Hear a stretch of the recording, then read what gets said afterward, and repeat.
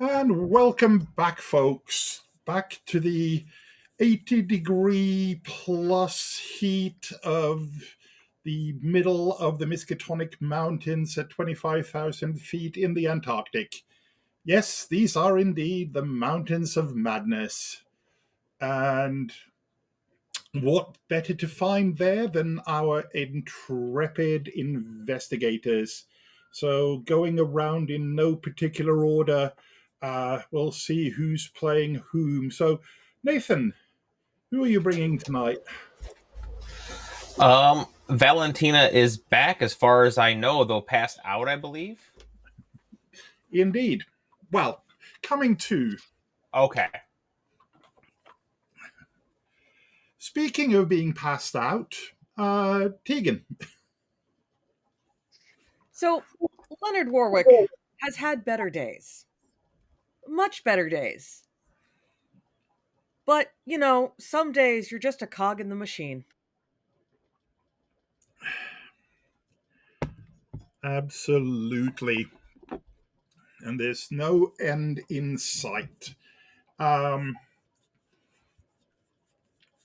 And speaking of things not in sight, we of course have Tiny, the 8-foot albino penguin, which brings us to Tomboy. Yeah, as always, tonight I'm Big Sue's, trying my best to keep all these squishies alive, and so far only doing so well.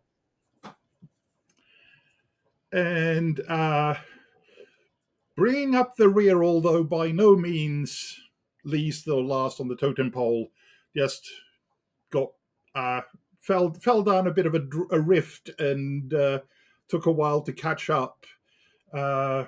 Richard, who do we have? Of course, it is Monsieur Roger Tremblay, who, last I remember, was still trying to get an airplane out of this place. But now it seems that he's become the sanest one around. Scary thoughts. Indeed. And we will move briefly to the subject of Roger, just to quickly catch him up with the situation. So you decided that following the attack and firebombing of one of the two planes, that perhaps the safest and quickest way of making sure that you're not actually left behind when the rest of the team up and go was to camp out in the plane.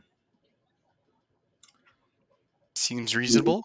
This turned out to be quite a cunning move because the plane did eventually take off, but in pursuit of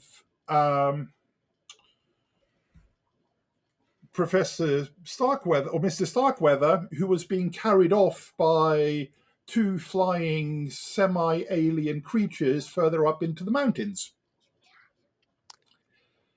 So rather than going away into the coast, you hitchhike a ride another 8,000 foot or so up the mountainside into this valley in the middle of absolute nowhere, Antarctica, wherein at the end is a massive, dark, roiling cloud of a perpetual storm.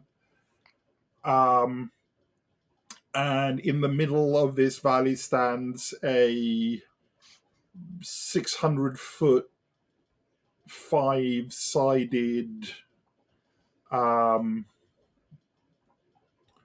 pillar that you've been making your way towards, um, following the tracks of some of your colleagues, but also Miss Acacia Lexington, one of her team, and two of the Germans. Somehow I knew I'd end up with the Germans at some point.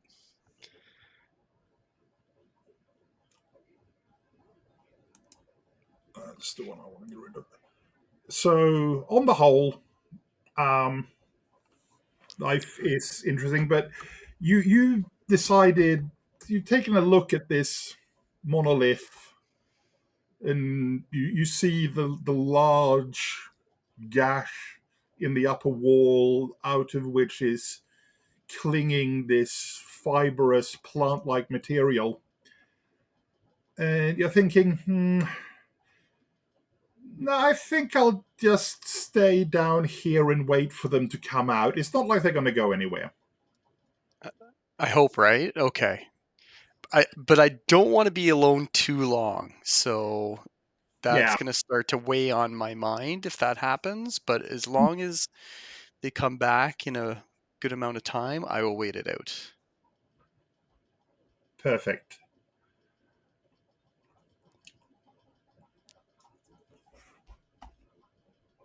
So we look back inside where the ringing notes of the crystalline plant-like material that is suffusing the 5 chambers to either side of the spiral platform that rises through the center of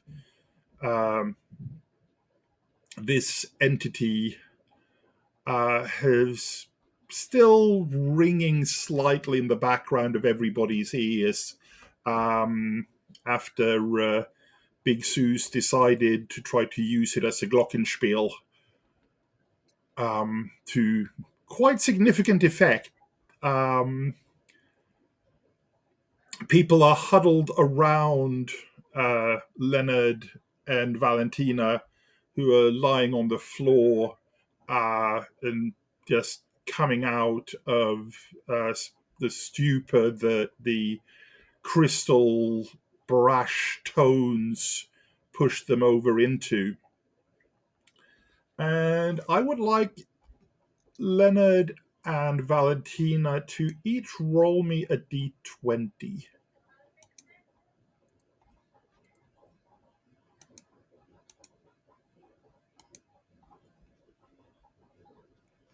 That's an 18. Ooh, nice.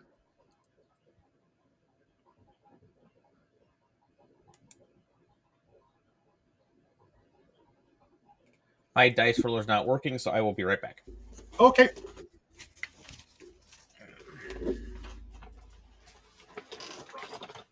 Quest Portal did have an update release earlier on today, whilst I was on setting things up. So it wouldn't surprise me if things are a little bit off.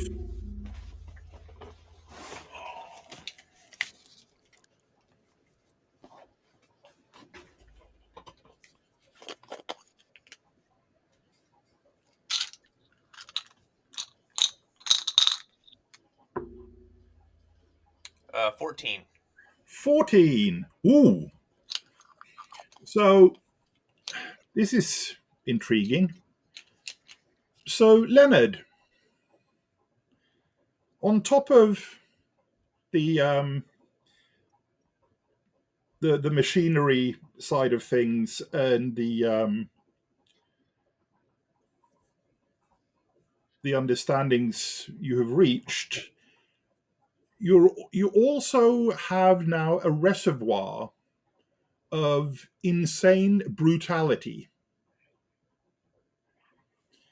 In that, should it come to it and you wish to make use of it,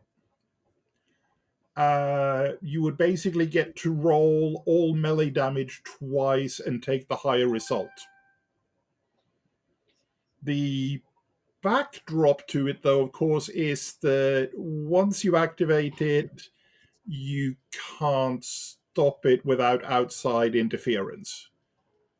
So somebody basically has to try to talk you down. It's a berserker rage. Once I Yeah. start swinging for the fences, I roll damage twice, keep the highest, but will only stop when someone forces me to or manages to talk me off the ledge. Sounds Yes. great. Making a note. But yes, it's voluntary for you to switch it on. It's just the off switch that's missing. Meanwhile, Valentina comes to and has a glowing spark in her eyes as she opens them, and a knowing smile comes upon her lips as she gets it, which is insane understanding. Basically, at some point or whatever, you have up to 4 questions that you can ask me along the lines of, what the fuck? And I have to respond truthfully.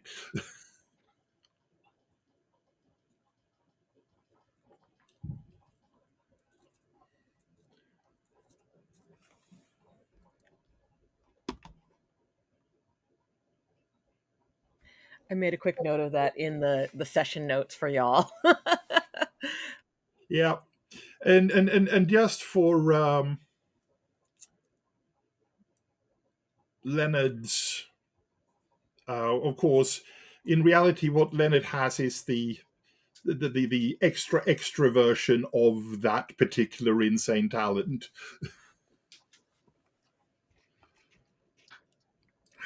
Look, he's had a period of time, and sometimes you just need some percussive maintenance. Mm-hmm. Yeah. Yeah, it's the constant clicking and ticking in his ears with an odd mechanical sort of almost clock-like, but it's a staccato clock that doesn't beat properly. So it's sort of tick tock, tick tock, tick tick. It's Lord Vetinari's clock. Mm-hmm. The clock in Lord Vetinari's office always ticks slightly off while Mm-hmm. you're waiting.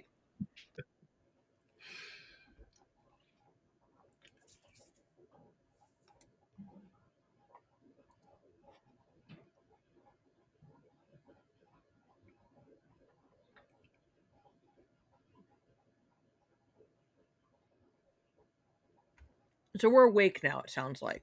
Yes, We've come to. you've managed to and Herr Dr. Meyer is standing over Valentina going, "Ah, good. You seem to have recovered yourselves, young lady. Very well, we should continue onwards and upwards to success. Nine?" He said no. uh, so the we're kind of at the center of what appears to be the machine, or does the machinery continue upwards? So the room you're in at the moment is basically you're in the central chamber of the obelisk with the ramp running up through it. And off to the sides are the 5 hexa or 5-sided rooms with that are filled with this crystalline growth that just seems to move ever so slightly, like its breathing pace. A slow breath moves through it every now and then.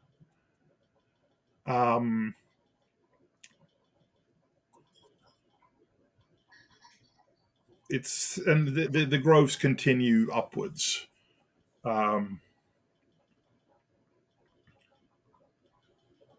Essentially in the side chambers. Is is that what it looks like to Leonard? So to Leonard, he sees the power distribution system.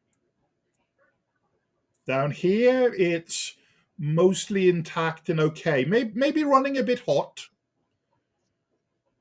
but things are at least flowing, and there doesn't seem to be too much of an interrupt. Well, maybe that little bit over there that Sue's managed to just about hack off that final branch, but that's just an ambient sensor of some kind. It'll work without it. That's fine. So when Leonard comes to, he's going to look kind of groggy. There's going to be like a little bit of that, like just kind of glazed look, like someone's just woken up from a nap or has gotten a bunk. They're space. He looks whether spaced out, doesn't quite know where he is. And anyone who comes near him, he's just kind of wave him off, like make kind of like an uncommittal noise. He's kind of wave anyone near him off if they come to check on him. He'll go closer to see look at the damaged mechanism. And on seeing that's okay, kind of nod, sort of probably take a note, like pull a notebook, make a couple notes. He's gonna scribble something down. If anyone looks at it, it's gonna look almost like doctor's handwriting. He scribbled down a note that clearly means something to him. There's some little shapes in it.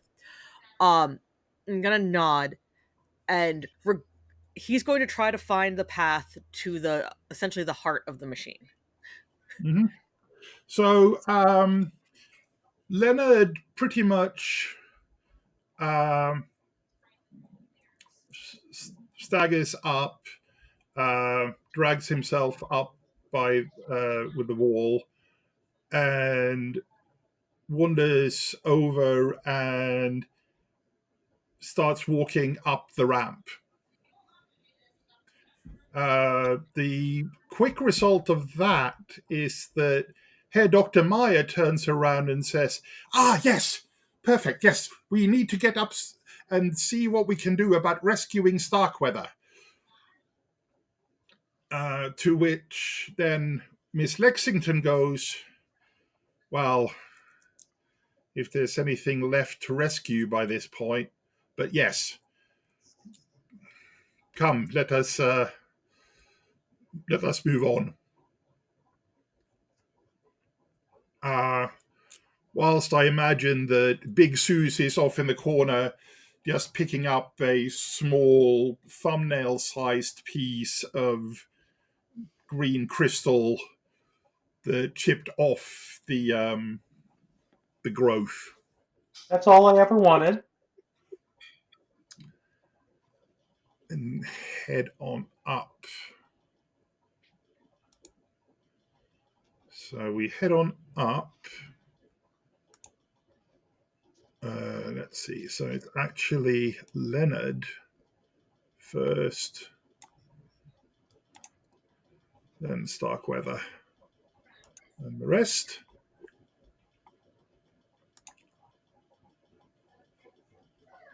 And you go up about another 60 feet or so about another full turn of the slope. When you come up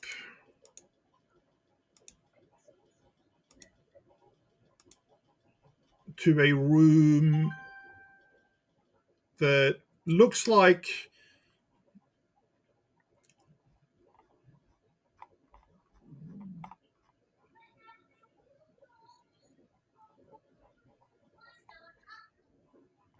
where are we? A truncated cone with the spiral pillar of the ramp in its center. The room itself is about 15 yards across, but up here the walls are angled in sharply inward, so that at the top the ceiling is basically no wider than the ramp. It's a pale sandy stone. There's a raised oval area off to one side of the chamber, whilst on the other side, the sharply angled walls are covered with deeply incised murals, brightly and just bizarrely colored.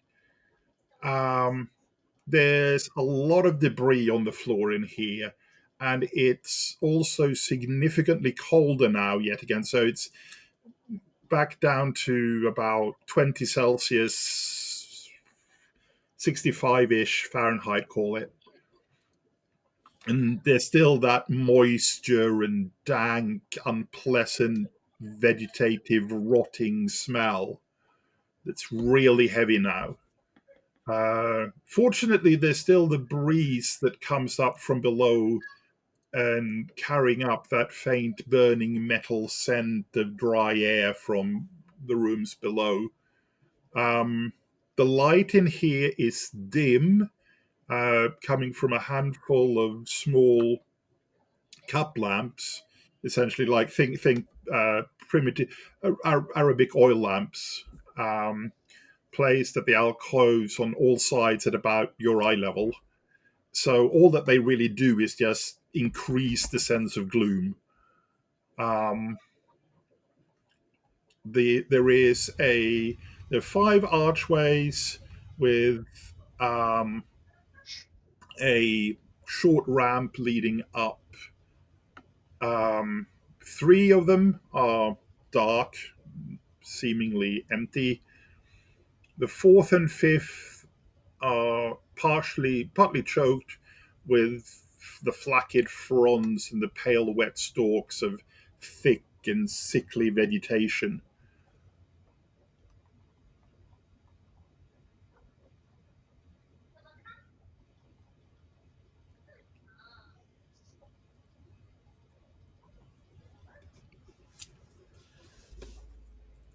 It's strange to have plant life in here, isn't it not? Yeah, it's questionable. I mean, what's it using to grow out of? Is the Is first? there dirt on the floor or no? Well, of a kind. Um, but seems more to be, um, if you look in sort of to the most well lit of the rooms,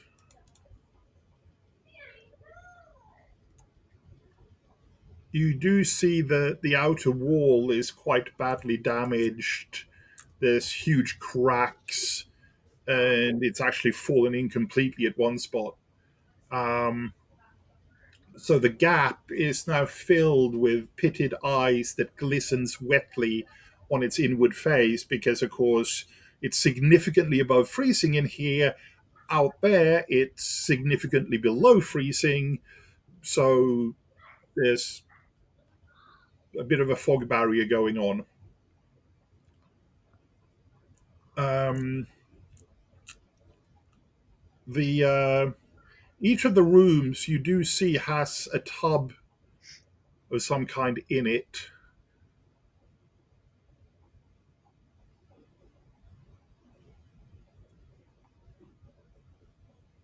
And looking up into the northern room, you do see yet again the plants just slowly, subtly move and breathe. Um,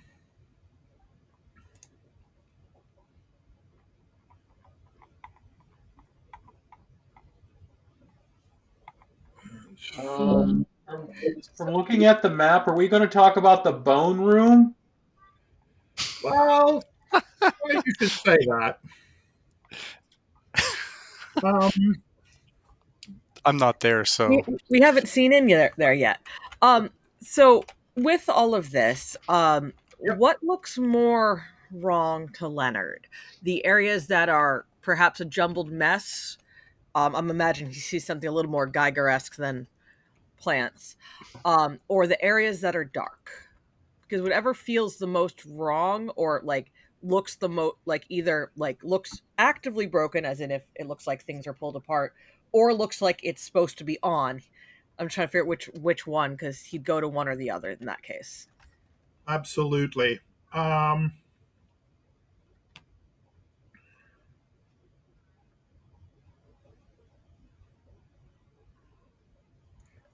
I mean, yeah, because I don't know if the plants look like they're supposed to be there to him, or if it looks like, the innards of a android that have been ripped out.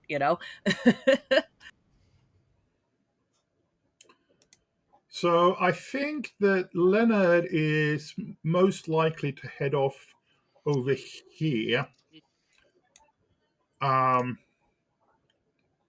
whilst Herr Dr. Meyer is going to go over here.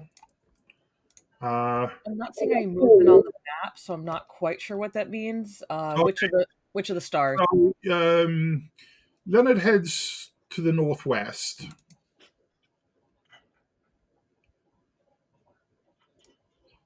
I think I moved him into that way. I think that's where you're indicating. The non-grass northern one. Yeah. Yeah, I think I moved him over. Hopefully that's showing up. I see it. Okay. So yeah, he's gonna start looking over that with his machinist's eye. Absolutely. And the reason for his interest becomes quite evident quite quickly to him because this is clearly a workshop. There's crude frames of wood, hide, and sinew standing side by side with bizarre constructions of a beautifully polished stone, slender, perfect crystals. There are 3 tall leather water bags that bulge against one wall, and the other wall is carved into a number of deep, narrow ledges and alcoves filled with small tools. Um, Middle of the room is a table that sits over the central tub, made out of cured sealskin, seemingly stretched over a frame of bone. Um, there is a fragile-looking rack of glass that supports a thin, beautiful bowl of polished stone. At its center is a slit 2 inches long, and 2 holes are cut through the bottom of the bowl. There's another bowl like that without the supporting frame on one of the shelves. Um, there's a small sheaf of glass rods held together by strips of, well, penguin skin. Um, there's also a pair of wicker and sealskin bassinets in here. So lots of small tools of carved bone, chipped and polished stone. But more interestingly is the leather wrapping containing an array of stainless steel medical tools, scalpels, tweezers, clamps, and so forth, that appear well maintained and cleaned, um, seemingly sharp. Um, Are always useful. and they bear both German and English hallmarks. I'm not sure if that would be registering to him as much. I mean, among other things, he's besides the tweezers, he's not. This isn't Stoddard. He doesn't do medical. Um, the I mean, as a listener, I kind of heard that it was like, wait, did he just describe a weird palantir? Is there isn't anything in here. I think he's going to look to see if there's anything that looks like there might be like plans or maintenance notes or anything like that. That's where he's going first. I don't expect him to find anything he can use, but that is one thing you do when you're trying to repair a unfamiliar technology. But other than that, he's just kind of making a note of like, okay, so we've got some of these got to be spare pieces, some of these got to be tools, with that eye of like maybe we can figure out where they fit together as we go. Absolutely. So, meanwhile, Big Sue's. I mean, I asked about the bone room, so I guess I'll go there. Absolutely. Well, they are in this chamber is indeed just absolutely filled with bones, like thousands of them, tossed into haphazard piles over untold ages. Most of them are broken. Some are ground literally into dust by the passage of millennia, but there's still hundreds and hundreds of skeletal parts that you can mostly tell are what. Um, it seems to be quite a bit of possibly, probably human bones from what you can gather, or at least human-esque. Um,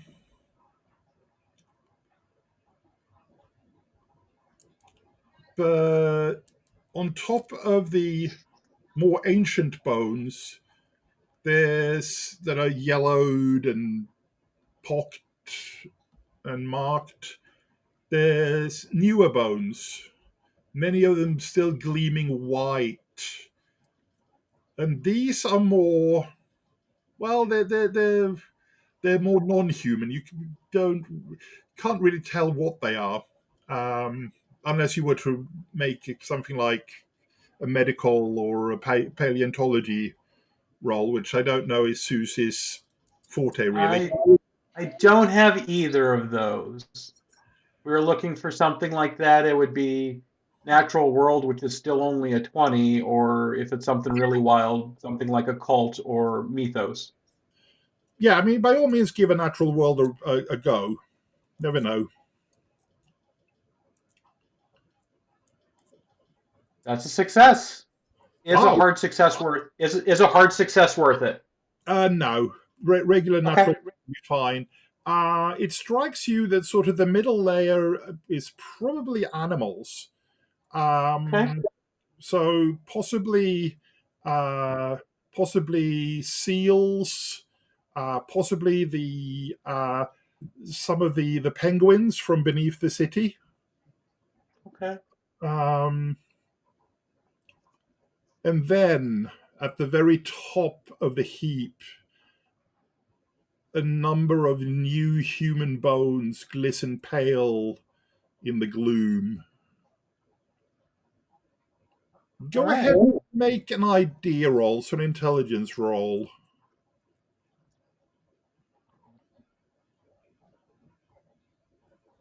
Let me give you that int. That's a fail. Okay. So, meanwhile, Herr Dr. Maya has wandered over towards sort of the chamber bisecting the other two, uh, saying, yes, I recognize this chamber also. Uh, we should not touch the table there. It has or had some power. It will leave you helpless if you do so. I've long wondered just what was in this pit that Pym did not care to describe. A liquid. Some sort of acid, perhaps? And he takes out a vial from his pocket and goes to sample some of the contents. At which point he jumps back and trips over backwards and ends up falling uh, back headlong into the doorway. As the surface surges and this huge sinuous tongue riddled with eyes and tiny screaming mouths reach out towards him unerringly, but just sort of probe the air and then withdraws back as Herr Dr. Maya um, curls himself into a ball round the corner, muttering to himself softly in German, as Miss Lexington wanders over to him and does her best to comfort him. Meanwhile, I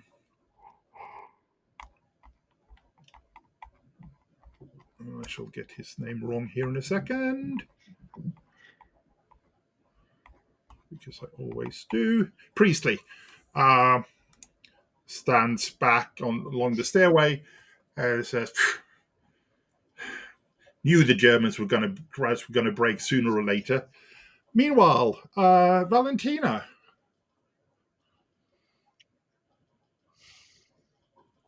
Valentina had walked over to the same room that he had and watched all that happen. So I don't know if that's a role of some kind. I would say that that is a sanity check. Yes, by all means.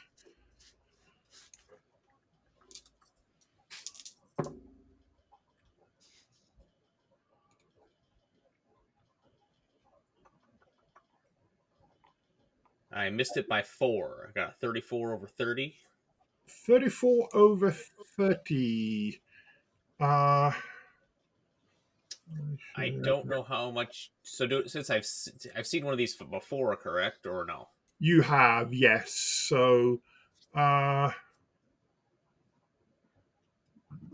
it's a D8 minus 1. At least it's not a D20. I mean, for you, it'd be what, D20 minus 19 right now? That's a 3 for me. I'm Um, going to spend a couple luck to negate a couple, but I'll take 1 insanity loss. Okay. So yes, you probably back out somewhat, hand over eyes, seeking the seclusion of the central room. Well,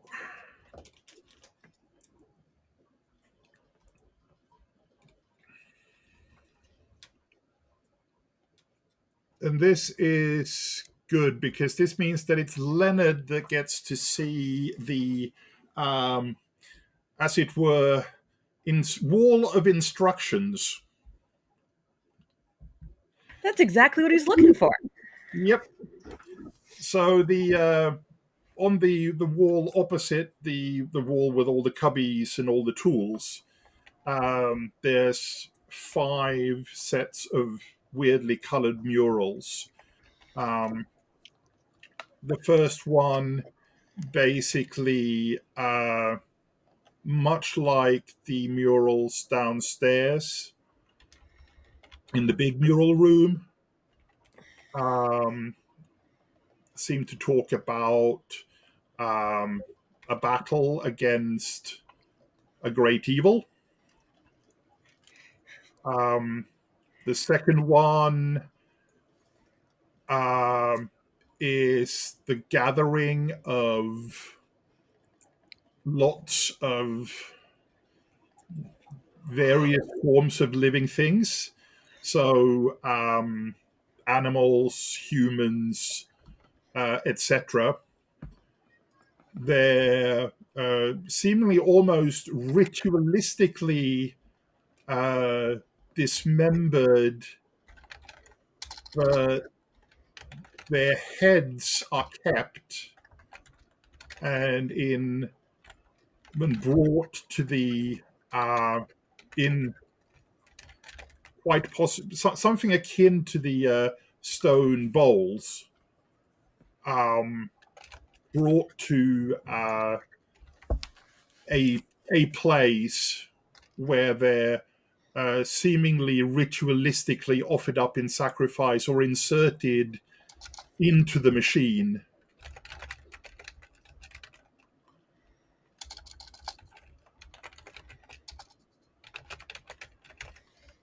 And there's then a blank slate, and the last 2 appear to be nowhere near as artistically done, but seem to tell the story of the elder things coming across what was presumably Lake's party and their battle against them and their dogs and so forth. The burial of the ones that you came across down at Lake's camp.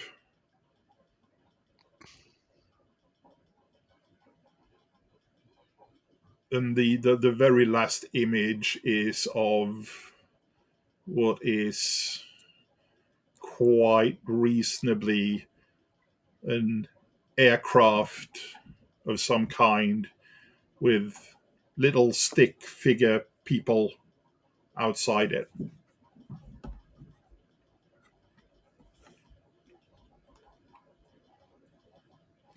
Well, good news is there's lots of heads in this with us right now. But I don't know where to put them yet, so I'll let them keep carrying themselves around. Definitely looking for the appropriate places for them to go though.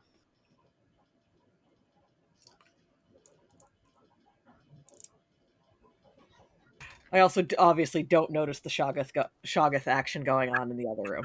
Oh, you're completely oblivious to it. I got some engineering manuals. I'm good.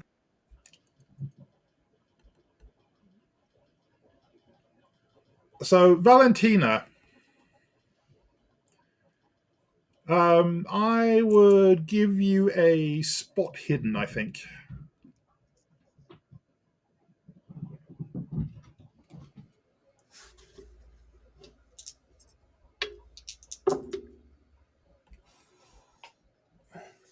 It's an ot 5. Ort 5. Oh, hot damn. Probably didn't want that, probably. well, I think this one isn't too bad. Basically, you make your way, you stagger back up, having gathered yourself up against the wall from the shock of that tongue coming up. And you can't help but glance over into the dimly lit bone room past where Big Seuss is standing. And your photographer's eye is drawn to something a bit peculiar. There's possibly thousands of skeletons in there. Think Parisian catacombs kind of level of skeletal matter. But you don't see a single head, not a single cranium. I'll point that out to Suze. So I kind of kick a few to kind of, look around a little bit, see if there's anything, spot any underneath. Well, god dang, Valentina.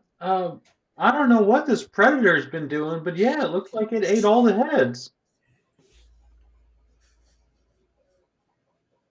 That is just the darndest thing. Hey, Leonard, come over here. Maybe you understand this.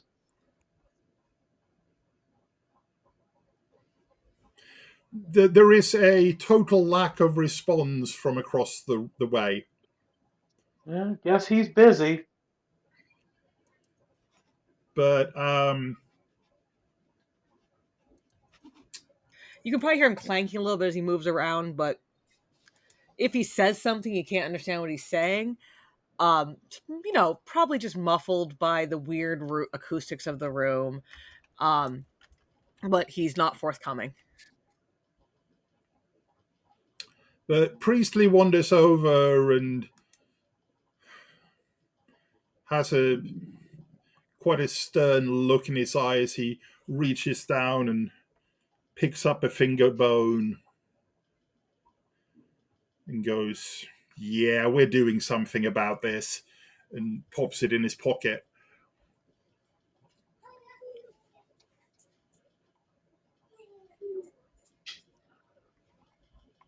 Well, I guess if Starkweather isn't on this floor, do we want to go up?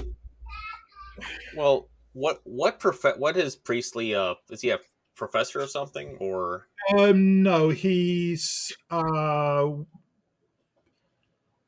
the cameraman of okay, Acacia Lexington's expedition. gotcha. Trying to take your job. Shove him into the Shoggoth pit. I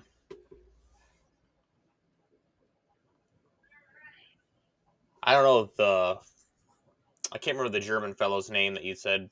Hey, Dr. Meyer? Yeah, he made it seem like he might be in that other room, but there's something in that pit that we don't want to mess with. So I don't really know how we should go about this. Of course, he did go up and touch it, so maybe if we don't do that, we might be fine. He just said that we shouldn't mess with the table and then try to get a scoop of tentacle goop. I certainly wouldn't want to try unless everyone was aware and we had to run in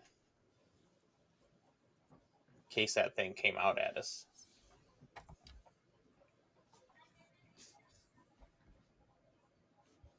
I think we just keep moving and leave it alone right now.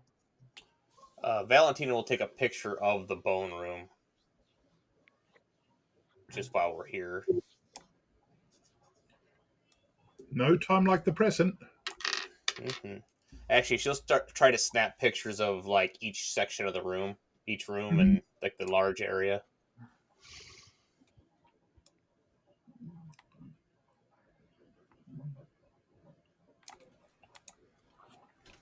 But after that, she would go talk to the doctor and see. Are you sure he's in there? Oh no, he fell back outside and kind of crawled up along the wall of the cone in the center. Yes, but I mean, I asked him if he thinks the professor's in there. As in Starkweather. Yes. Um, no, no, no, no, nine. It's, mein Gott, Matre mit.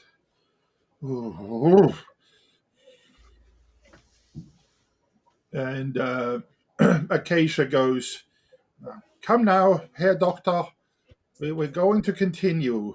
We're going to continue. Everything will be all right. We're going to find Starkweather, and we can be out of here." Did the ramp continue up then? That The center. ramp does continue up, yes. Okay. I guess And before we would leave this area, Valentina would walk around without trying not to step on any of the vegetation, but would like look into each one of these other rooms mhm. just to make sure there's nothing we need to know. So, yeah, there's basically two rooms that are filled with the oddly putrescent vegetation, glistening with some sort of oily sheen. One where that's broken through the exterior wall. The second one is the walls are damaged, just not broken through. You've got the bone room. You've got the room with the whatever it is, tongue of mouths, and then there's the workshop with the Mm-hmm. stoneware and So the have all of our characters, or at least the ones here, read the PIM document then, or know what's in it? yes, in as much as you had several hours to go through it on the plane ride over. Okay. So do these plants seem similar to the ones he mentioned being on that island? Very much so. Okay, just checking.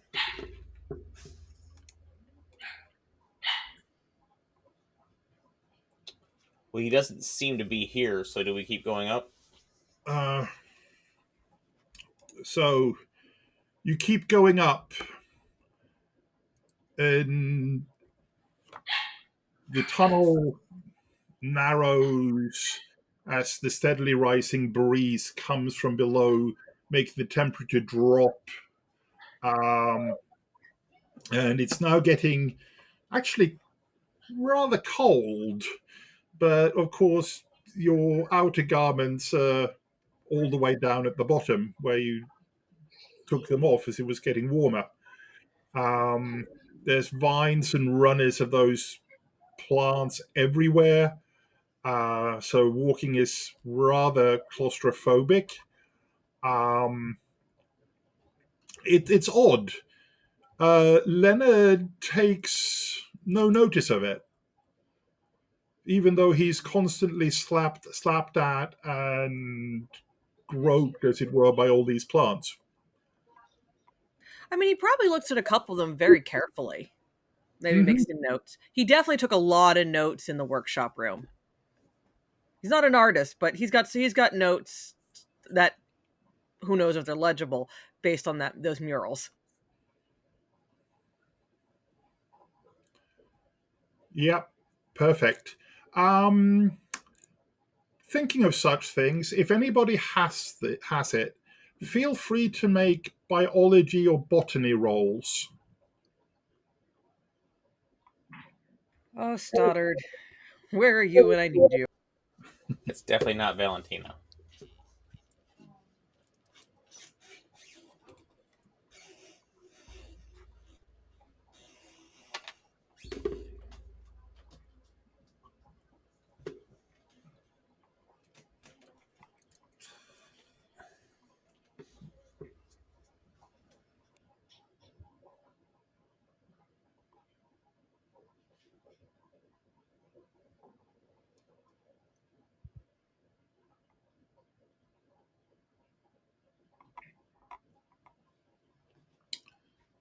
Okay.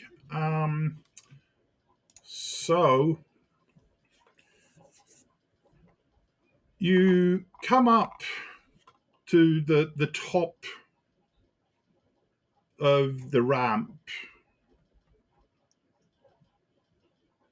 and up here, as the walls continue narrowing in, they're completely covered by these thorny growths.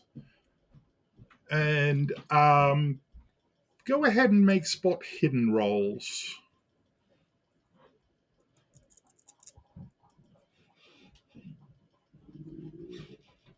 As appropriate, I do not see whatever it is everyone's looking for. But what does the vegetation look like to Leonard? Or does he not even notice it, actually? He doesn't even notice it. Okay, so I was I figuring it's big, so he's not even looking at it. I was figuring it just looks different. Okay, he doesn't even see it. Cool. I like this. Valentina got a regular success, but I could make it a hard very easily if that would get me something more. no, regular is fine. Valentina is the one who basically realizes that, well, there is something that all these plants are growing in. Is it people? And it seems to be the fragments of crushed and ancient skulls. It is people. It's an interesting fertilizer. She probably like kind of touches something with her foot, and you can kind of like a couple teeth roll out. It's kind of, guys, kind of points at it. I found the skulls. Acacia makes a bit of a mean.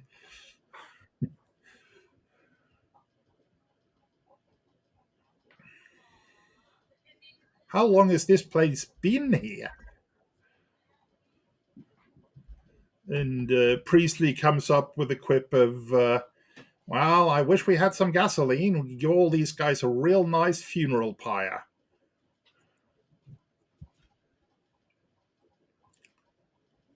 As you come out of the path that you've sort of been twisting, winding through, having left the, the central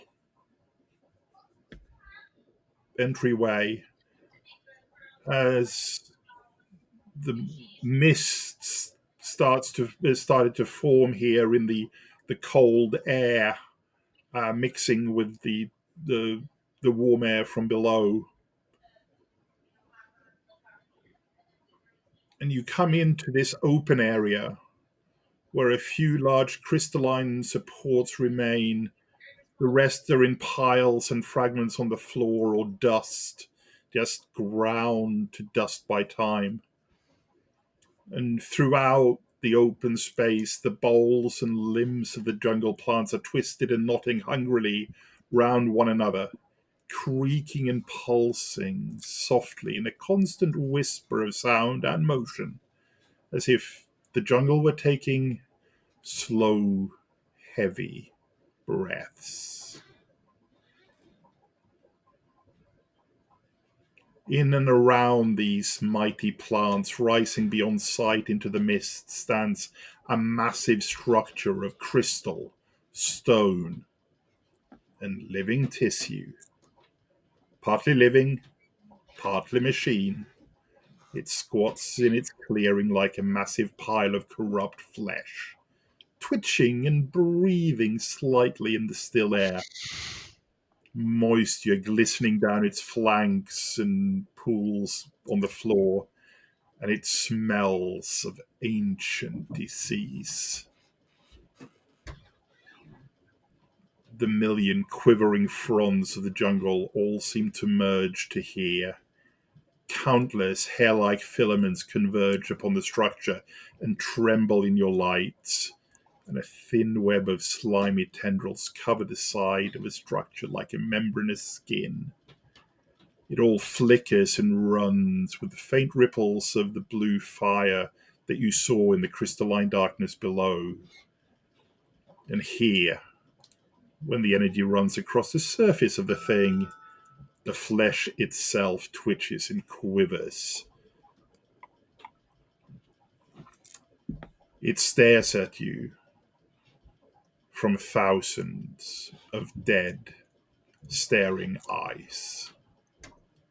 For embedded in its fleshy frame are great numbers of heads, some of birds, others of seals and walruses, but many of men, staring blindly in all directions, flesh blackened and withered with age beneath that protective coating of slime. Most now little more than grinning skulls, the flesh long sloughed away. A few show faint signs of life. In the center of the mass, at your eye level, facing directly towards you, is all that's left of James Starkweather. His eyes wide and empty, his slack jaw agape. Runnels of glistening moisture slide unnoticed across his eyeballs and pool inside his open mouth. His lips purse and twitch in time with the pulsing of the plants, as if he's trying to speak but can't remember quite how. Slightly lower and to one side, much in the same condition, you see the head of Dr. Richard Green. It's silent, apart from the faint rustling and soft, wet sounds. And that's a sanity roll. Does Leonard roll sanity on this one? Leonard does get to roll sanity, yes. A Big Sue's in a continuation of her sanity luck. I got a hard success. Okay. Valentina got a hard success as well. So to be fair, I wasn't sure if he actually even, like, because again, what he's seeing, or does he even see Starkweather's head? Not per se, but Oh yeah, no, I'll totally do the roll. It's very Geiger-esque, but I was just like, had to ask. All right, let me get to that part. Sanity. I passed. wow. Okay. Y'all, I passed. That's He's got awesome. 21 sanity, and I rolled a 20. Go team. Which is great, because I think he found where the heads need to go. And so also things that Leonard is not going to say in game because he can't even speak to you right now. I just would like to say, out of character, I feel like this is what Starkweather really wanted, how he wanted to go out. So Leonard's gonna see this, and he still has that slightly. It's not an unfocused. I can't actually say unfocused. Because it's not like he's looking at nothing. He's looking very intently and very attentively at what's in front of him. But you do get the impression that he's looking at something completely different than you are. That maybe there's something different with depth, or he's looking at a different place. And when he sees the wall, he's going to actually go up and I think he's not going to touch it, but that sort of like when you've seen someone when they're kind of looking at, they're kind of like tracing where things going. He's almost finger tracing, like some as he's looking at the details. And so what he's doing, Stefan, is he's looking for if there's a gap or if there's something missing or where the reinforcements needed. But everyone else, he just he's kind of like, okay, I got this. Occasionally he's going to look at his notes. Does not. You would think he might have failed a sanity roll, considering how calmly he's seeing the severed head of the oaf, but this is where he is.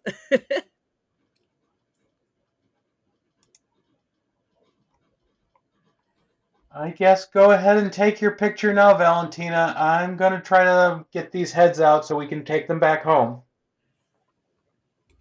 Valentina snapped the picture as Leonard was reaching out for like tracing stuff, so they're in the picture as well. Perfect. So first of all, everybody who makes their sanity roll gets to take a single point of sanity. Anybody who failed gets a D4.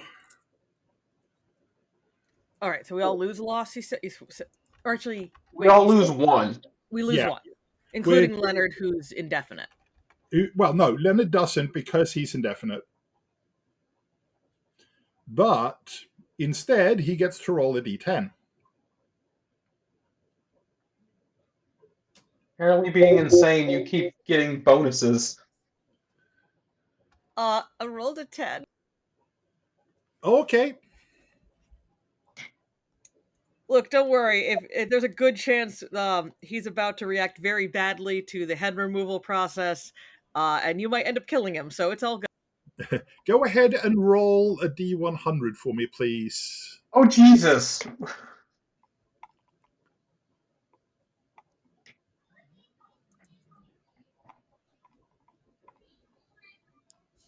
A 4. A 4. Ooh. Well, this fits.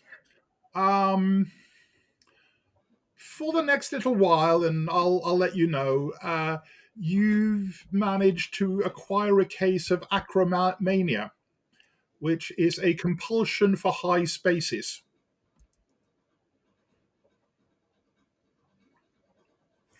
Good thing we're at the top of a tower, eh?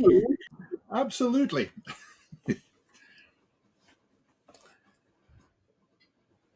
So it's at this point that both Acacia and it seems Big Suze are of one mind. Because she lets go of Herr Dr. Meyer and moves forward towards Starkweather and says, "Oh, the poor man. Not even he deserves this. We need to take him away from here, at least give him a proper burial. He's a Christian soul, after all."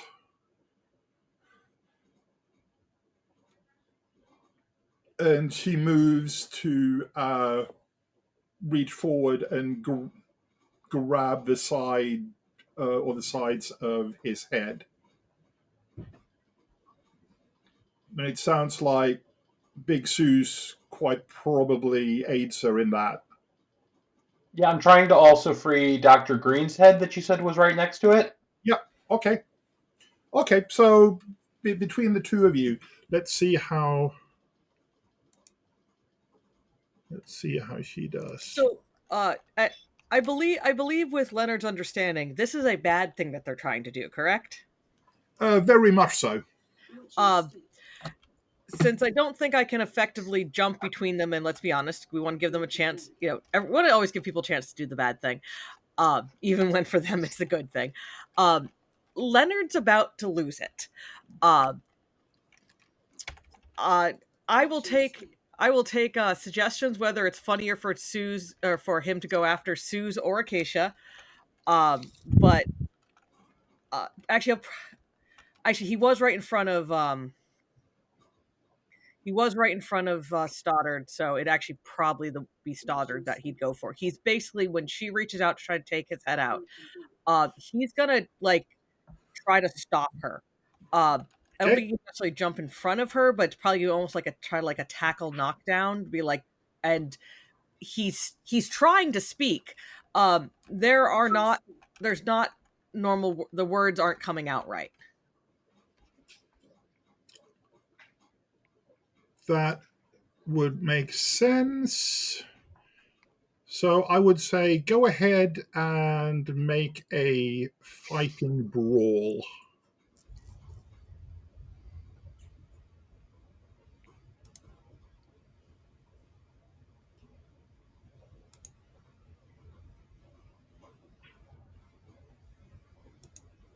So you manage to knock Acacia away into actually knocking her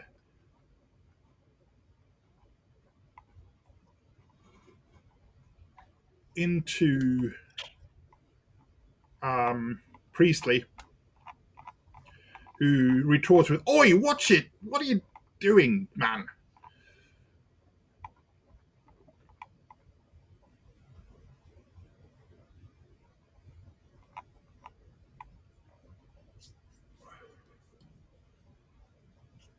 Well, then I will stop what I'm doing and turn to Warwick and try to ask him what's going on. What's happening? What are you doing?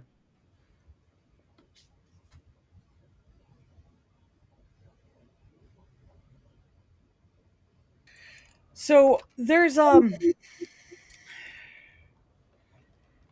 like a delay, it seems like, in what you say and Warwick actually hearing the words. Sure. Like you say the words, and he doesn't even like. There isn't even that like reaction of it's not even like he's ignoring you. It's just there's that you might have thought he was at first, but you see that sort of like it's almost like sluggish, shaking something off, trying to as he tries to understand that, and he after a moment he kind of like shakes and he turns towards you but doesn't actually face you. He's not quite oriented right and starts he's not completely mute, right, Stefan? He Yeah. just can't. Yeah.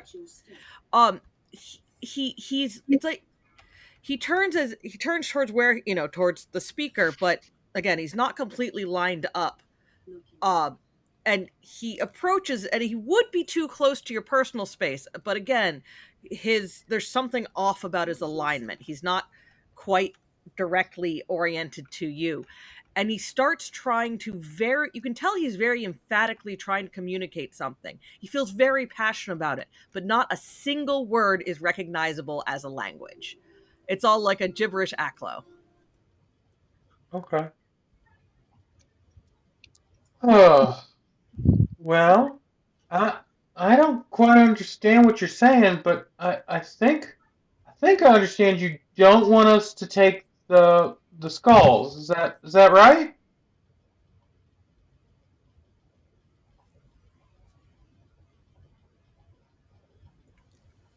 And again, there's nothing like Yeah. you say these words, it should be, and you like, it's a reasonable guess because there's that definitely like he tackled her away from the wall, and there's gestures towards it. He's saying words involving it, um, but again, there's it is these just it's like it's like listening to Charlie Brown's teacher in the cartoon speaking, or a dream you have where you're in a lecture about something you don't know.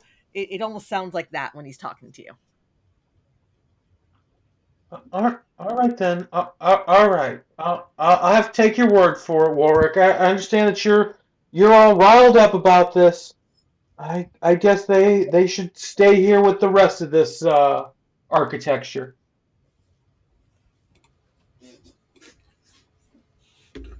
At which But point, Warwick, go ahead and make dexterity roll, please.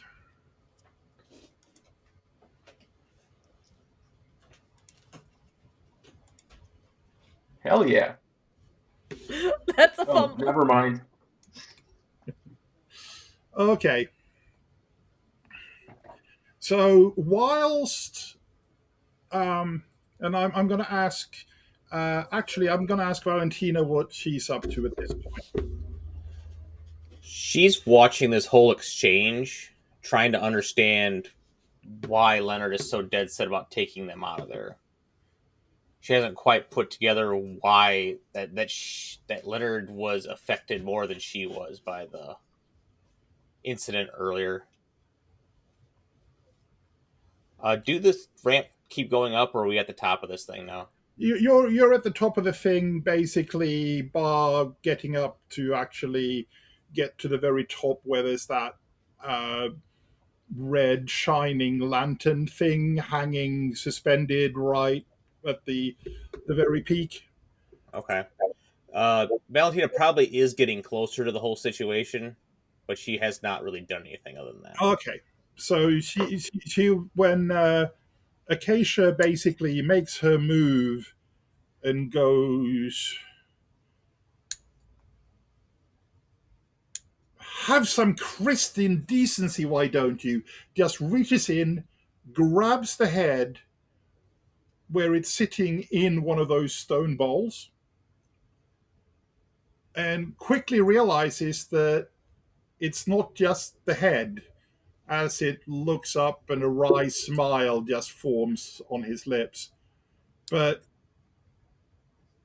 his spinal cord is still attached and runs into the mass of the jungle fronds. And she, out of somewhere, she pulls out a knife, slides it through, and you see the face just go slack as Starkweather is finally released from his torment. And at that very moment, everything shifts sideways. Much like when you came into land, reality turns seemingly through 90 degrees. There is a loud rumble from underfoot, and everybody needs to make a hard dex roll to remain standing.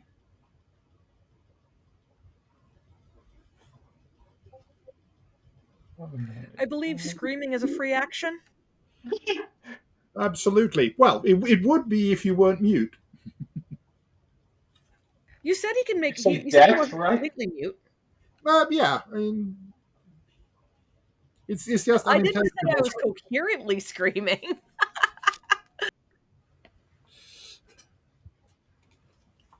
Valentina just got the regular success. Yeah, so she ends up.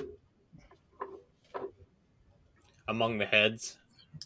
No, just yeah. Well, among the broken heads forming the loam on the floor.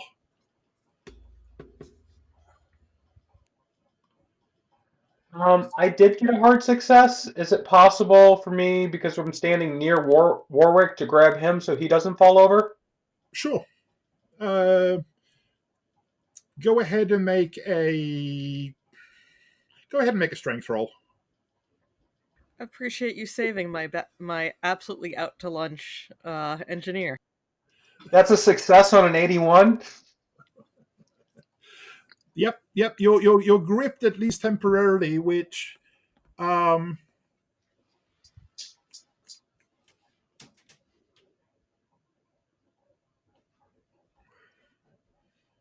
Yes, all apparently the doctor and our Acacia need to make those checks as well.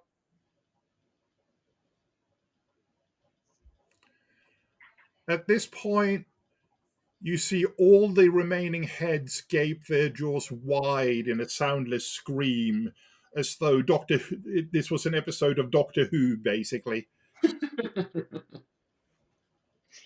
The darkness overhead fills with creaks and rustles, followed a moment later by a wild flurry of thin piping whistles and trills, as flinging itself through the matrix and directly at the group of you is the Gardener Shoggoth. Oh, great. So, oh,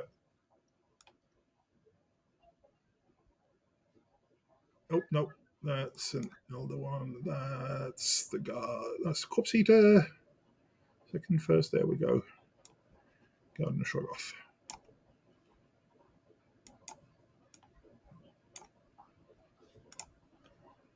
I wonder if they finished building the sheet yet. Is Trombley catching up to us, or is he still just like back at the airplane? He's down. We're about to cut to Trombley here. Okay. I'm at the bottom of the pillar. Yeah. Okay, buddy. So we'll finish off with a round of sanity checks for everybody up here.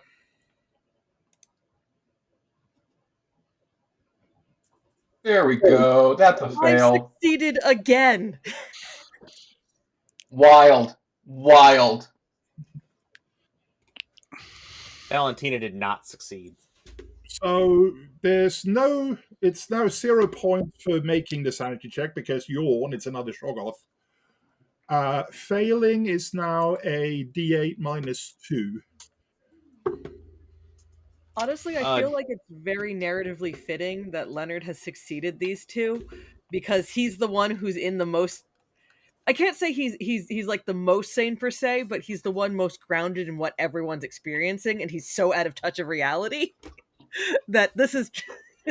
I think it's magical that he's succeeding. 6 points. Yeah, I had to do it eventually. I think it's time to find out how intelligent Big Suze is feeling. She's very intelligent, so this could be fun. Oh, jeez. And there's an extreme success in my int check. Well, there is only one way that's going to end, as it were. So Valentina got a 2 -2. So is it minimum 1 or is it 0? That goes to 0. So go ahead and roll a d10, please, Suze.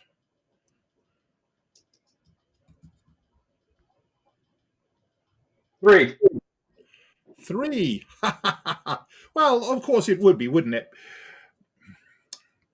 3 on this particular table is the red mist event. So go ahead and roll me another d10. Oh, good. 2. 2. Okay, so only for 2 rounds, but what better time when facing off with a Shoggoth to get randomly uncontrolled violence and destruction? Okay. Well, I got bad news for Stoddard Warwick because I am holding his shoulder right now. Mm-hmm. Is Warwick about to get a dislocated shoulder, or is he getting thrown in at the Shoggoth? I'm going to start Donkey Konging people out of Shoggoth, is what I'm about to start doing. Look, And there's someone in my grip right now, unfortunately. I'm here for it. I consent to this horrible violation of my character. To this almost definite PvP, I apologize for. So I don't see a Shoggoth on the map, Stefan. Where exactly is it? For now, I have it there. So Leonard will probably resist being thrown, but Tegan As you is should. down for this. Yeah, no. If you're cool for it, we're good. If not, I will drop you. All of you and said, "Hey, I'm not planning on anything, but if it comes to it, are you okay with PvP?" Because, you know, I do find it funny that the shoe is very much on the other foot. Honestly, it's a very interesting one because one of his phobias is a fear of being touched. So well, he's floating around indefinitely insane. There's with Yeah. a bigger insanity going on. It all kind of ties in. So no, I'm here for it. I was Cool. I almost had him go for Sue's with getting the heads out the wall, but Acacia went for the one closer to him. Like if it had just been Yeah. Sue's, I was like, okay, it's okay if you kill me because he might berserk out. So this is great. Let's do it. Let's do it. All right. So, statements of intent. Head Dr. Maya shortly followed by. Actually, before we get there, I'm going to switch over to Roger as he's sitting, leaning up against the wall by an opening into this big obelisk, keeping himself warm, as it were. With alcohol? Okay. Yep, absolutely. That's definitely an option. Um, it's quite cold out here, but it's not as cold as it was maybe down in the camp. So you're talking minus 30-ish, say. When all of a sudden, running out from the opening is somebody you recognize as the German linguist slash paleontologist, Herr Dr. Meyer, runs out in his long underwear, basically, missing at least 2, if not 3 layers of clothing.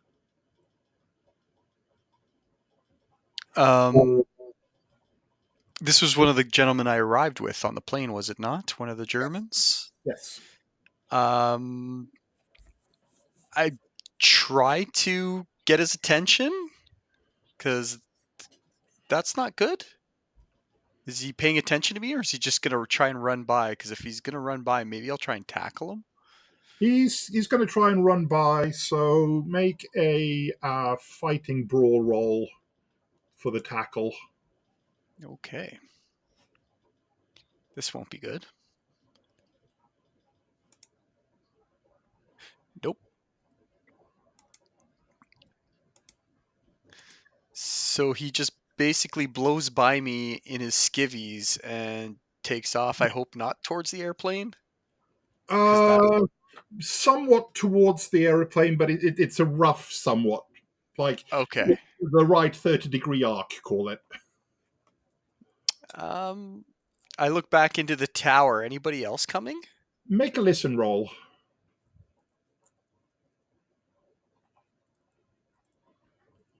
Okay.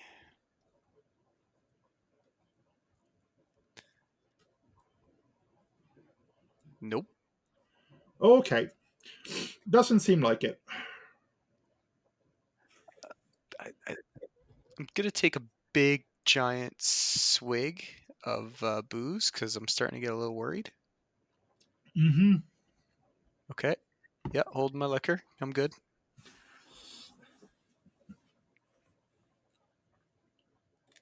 I'm getting a. Can I walk into this tower? I'm getting a little worried about. Sure. Like I need a pilot. So there's got to be a pilot in there. I'm gonna go start looking for a pilot. Okay. So you go into the entryway, and there's basically a curving walkway that leads up into the tower. As you start to make your way down, or up rather, you see coming the other way the short but lithe form of Miss Acacia Lexington carrying a large bundle of uh, winter cold weather gear, Can shouting I at ask her what's going on? the idiot. He's gonna catch his death of cold out there. Yeah, I tried to stop him. He is gone. We're not gonna catch him. Um, What is going on? Like, are we ready to get out of here? I'm ready to We're go. getting Like, we're getting the heck out of Dodge.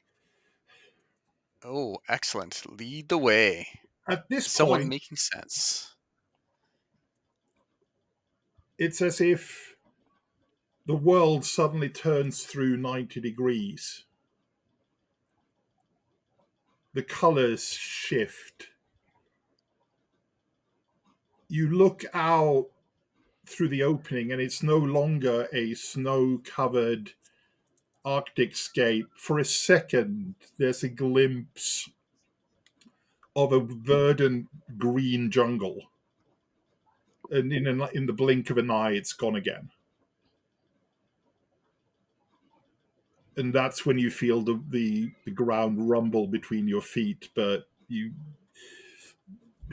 sufficiently in enclosed space that you don't go flying from it.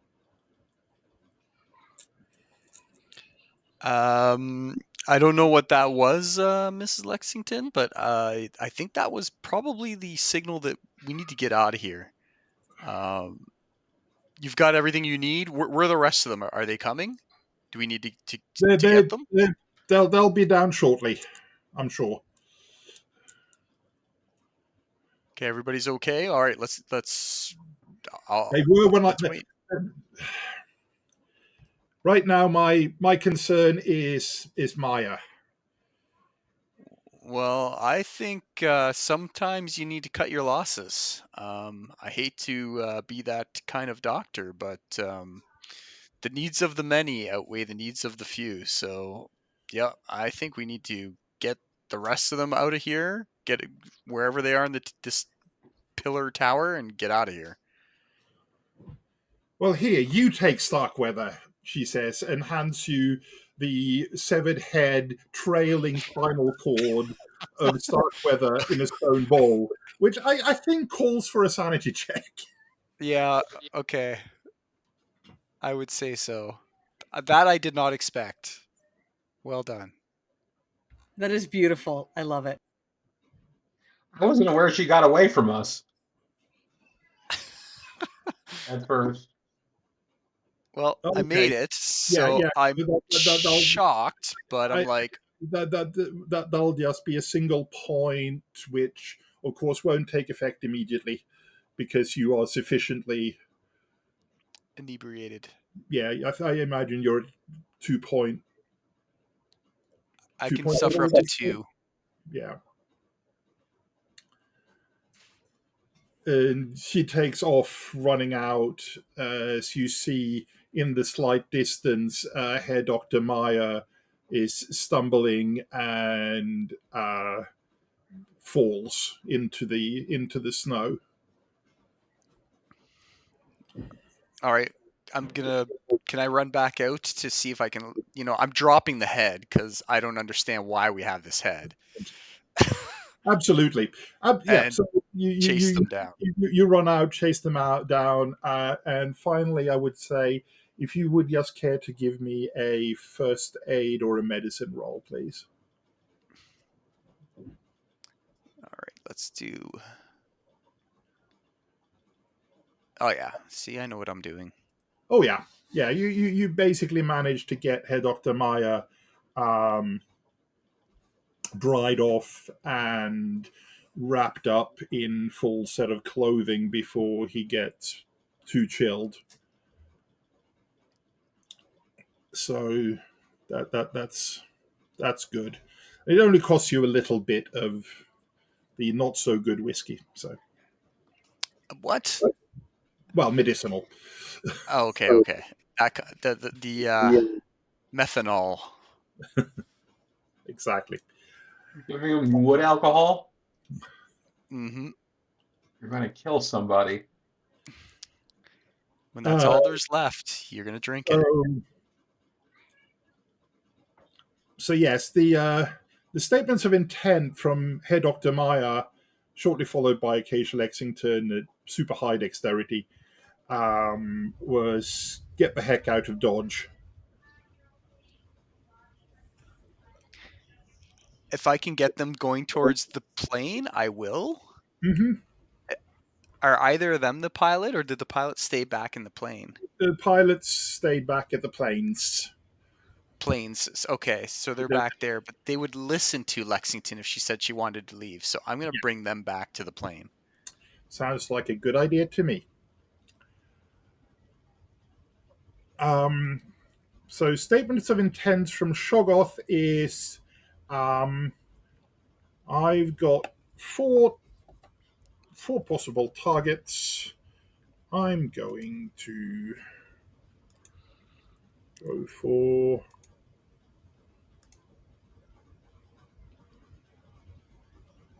Okay, this works. So, Seuss, I gathered that you were basically yeeting Leonard into the Shoggoth. That's the plan. So that works because the Shoggoth is actually going to try to go for you. Interestingly, it seems to be aiming low. But this is only Litoth Shoggoth, only size 35. He's tiny. It has a massive dexterity of 3. Whoa. So I think He's just a little guy. Do we want to adopt a Shaga?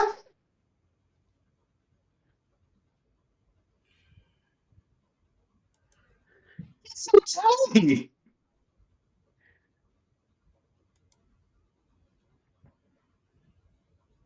Absolutely. Do you want Shoggoth in the New York City sewers? Because this is how you get Shoggoth in New York City sewers. I don't ask Suze that, much less while she's crazy. I've already adopted a giant penguin, and I've got an army of dogs. Doesn't take much for me to adopt a large terrier of a Shaga.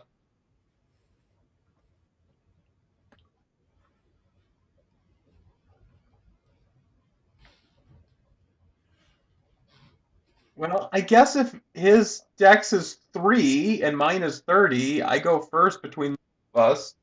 Yep. Question is, what's Leonard's dex?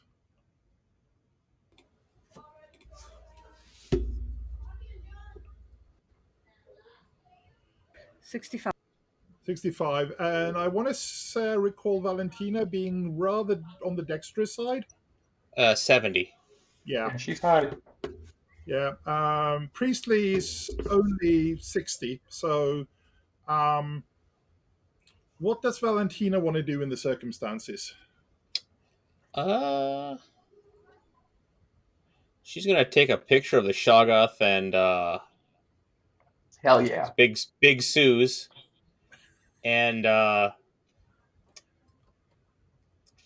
then quite panically shove the camera into her bag and try to pull out the 38. So, Okay, perfect. would you like a photography roll for doing this I under think in the stress? circumstances, low light, stressful situation, a photography role feels called for.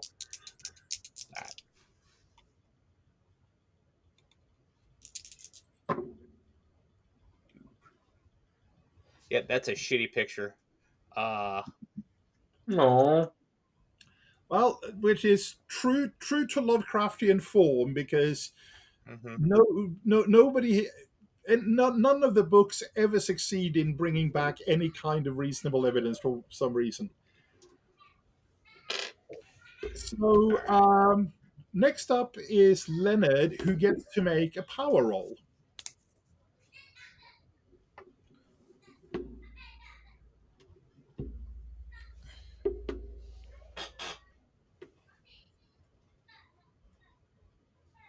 That is a hard success on that power roll. That's cool. So, whilst having perfect recall of all that he's experienced, he actually snapped as a side effect of the shift in reality. Leonard snaps out of his machine fugue. as he's being tossed into a shoggoth.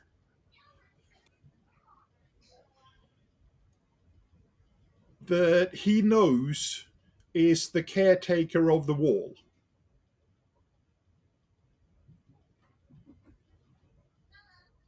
I feel like basically all he's got going on is screaming at this point. Though now I'm wondering if he would hold on to his knowledge of what it wants. Oh yeah. Okay, so Leonard, I just we're gonna assume that Suze just successfully throws Leonard. I'm guessing. I was going to roll for it. I was going to say it's a fighting maneuver roll, so Okay. Well, I need to know when he screams about it wants to put it wants another it needs to replace the head in the wall. Whether I do it while I'm flying through the air or struggling back. So let's resolve the fighting maneuver roll first, and then figure out when the yelling happens.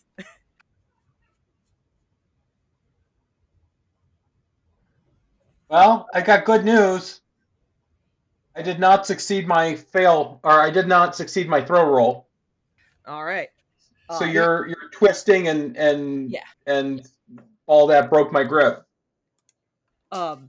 Yeah, he's kind of he can be kind of difficult to hold on to sometimes. So there's you've been holding him for the past bit. He hasn't been able to communicate clearly. Like, you've heard him talk very emphatically. And while you're struggling with him, it reminds you a little bit of when he was panicking about being held.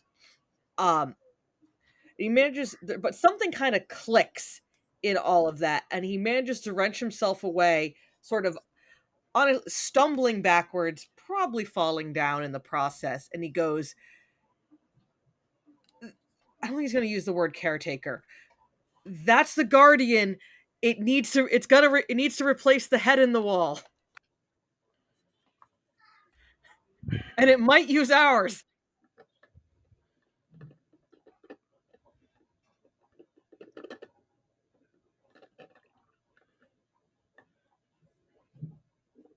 Well, I guess it's move then.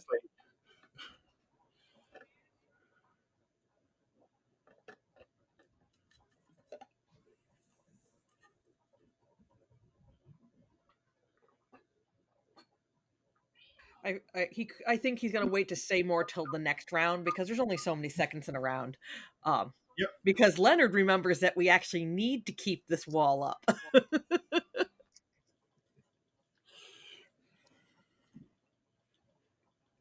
I guess it's the Guardian's turn. It is. Well, Priestley is also much like photographers around the world, seemingly carry as many guns as they do cameras. Pulling out a long barrel 44.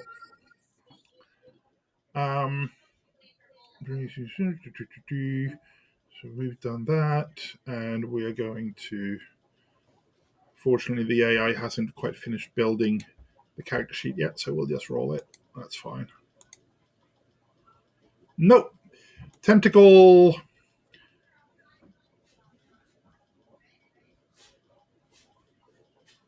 That's the gardener.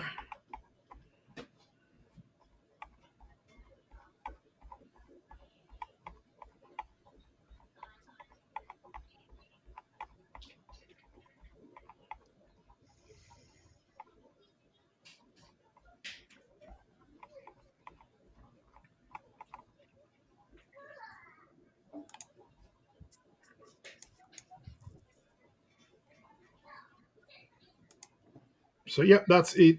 It flails its tentacles ineffectively at everybody. It doesn't actually move in towards you either.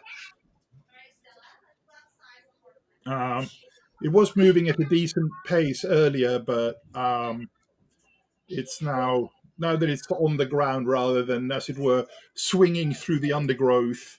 It's not that mobile.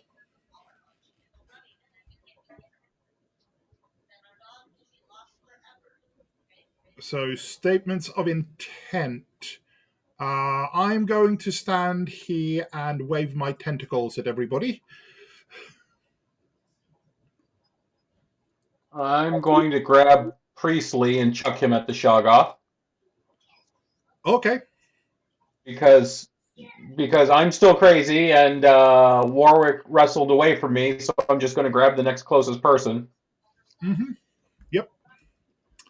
That makes sense.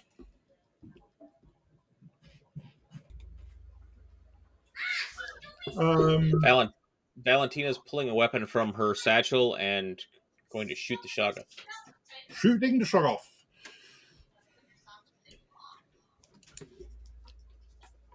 And what do we get from Leonard? Sorry, what is the roll request for again? So yeah, basically, now that Leonard has been thrown to the floor in front of the Shoggoth, or somewhat to the side, because Big Sue's dropped you rather than throwing you, and you're back in control of your senses, and you shouted out, "It's the caretaker. He wants our heads." Essentially, what's your statement for the next round? Um. So okay. So basically, we cycled back through again. The next part is the machine has to keep running. There's worse things that could come through.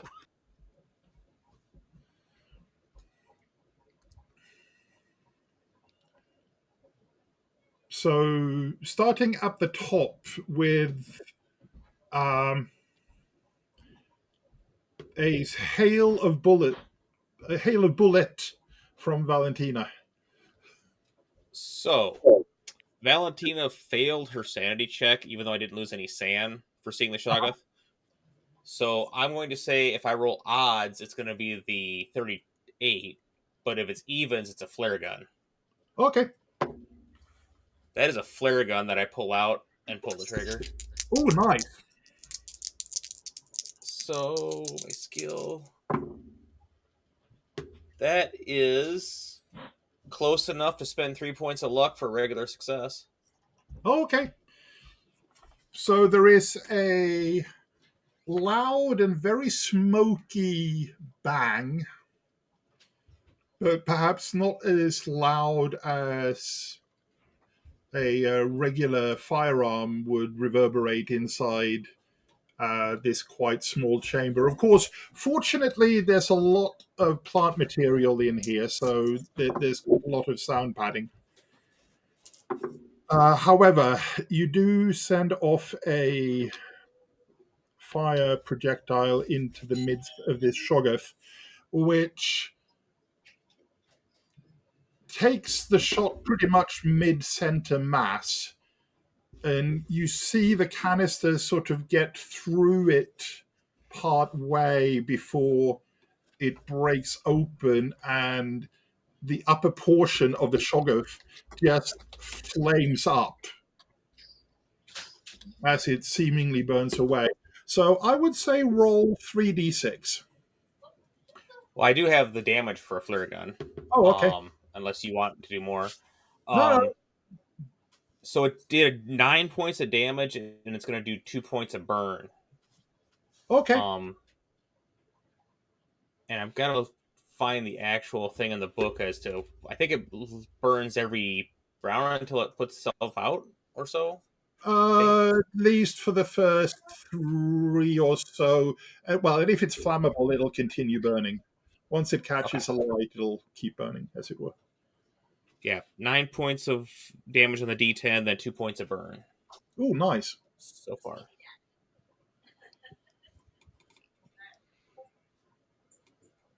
Yeah, you do have a sense that there isn't really any particular solidity to this thing, so it may be that it didn't take the full-on force of the physical. But it is apparently burning, at least, so there's that.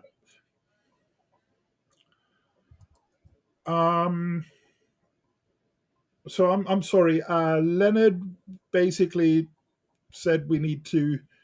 There's worse things that can happen. Is he doing anything to back that up anyway, or? So it's. I'm trying to remember. Is there anyone dead that'd be convenient to feed to it? Who's up here with us and who hasn't run away? So you've got Big Suze, you've got Valentina, you've got yourself, and you've got Priestley, who is currently momentarily about to, if we let maybe Big Suze make her fighting brawl maneuver to see how that goes. You know what? At 21 sanity, I think he's can he help Suze lost Priestley to the Shoggoth? I think that's worth a bonus die on the fighting brawl maneuver. Absolutely. It is incredibly immoral for him to do this, but at the same time, it's like he is terrified of what's going to come through. Uh, and quite frankly, the first choice to sacrifice, I didn't get a chance to do that. Yeah, he's he's still he just because he's here doesn't mean he's all here. Oh my! Well, Oh seeing as my! I got a bonus die, that's an extreme success. So, what happens is that Suze and Leonard share a glance across the couple of yards between them. There is the slightest of nods, and you both very quickly and calmly get up to either side of Priestley, pick him up underneath the armpits, and yeet him at the adolescent Shoggoth.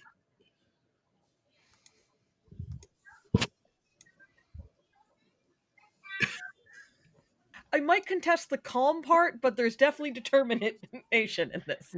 I mean, yeah, one of us is actively insane, the other one is passively insane. Mm-hmm. Passively, patently, you know.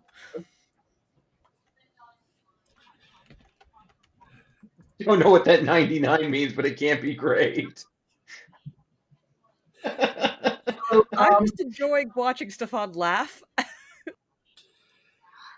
Sometimes Quest Portal makes my life so easy.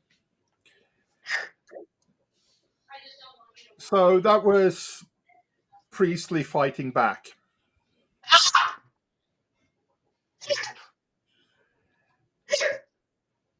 So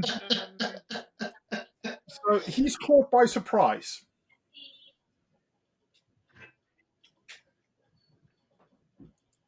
Unfortunately, this means that as he leaves, he loses his balance. And he ends up hitting the metal part of the machine head first, knocking himself unconscious.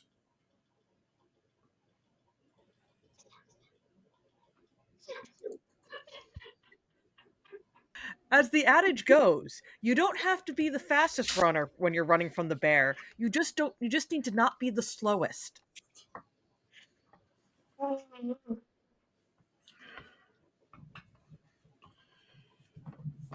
I guess the question is, Valentina, what do you do since you grabbed the flare gun? You're probably going to need to reload if you're going to get another shot off.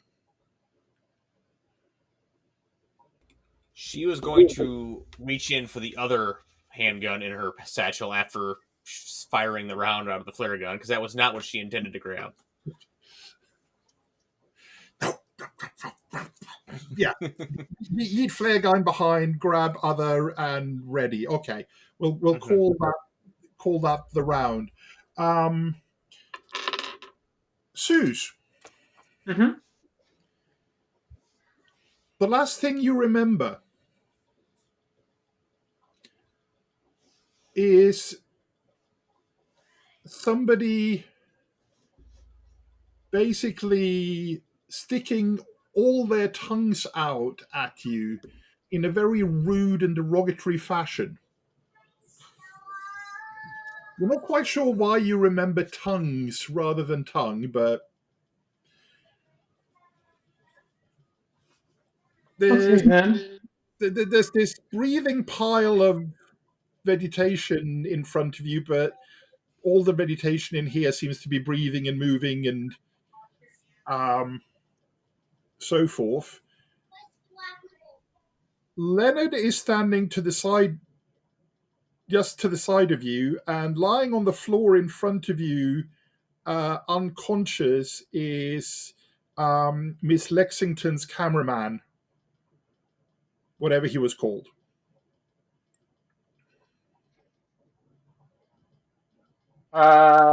Being confused in the moment, I'm going to look at Leonard to try to hopefully get a better idea.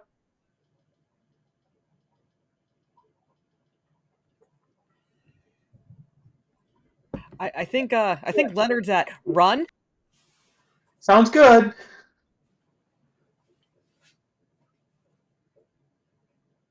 All right, I think if I'm catching it right, we got to go around the edge to get back down. If Valentina's across the other way and Warwick's already ready to run, I'm going to try to go past Valentina so I can grab her shoulder and bring her with us. Okay.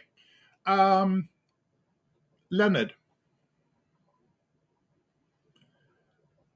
you are aware that in order to place a part into the machine, it has to be properly prepared. That is to say, brought down to the rooms downstairs and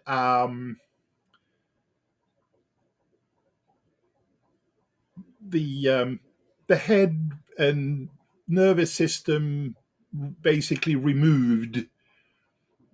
And the way that happens is that there is a shoggoth in that uh, bath that the professor tried to take a sample of, that is specially trained to dissolve an entire body apart from the head and nervous system.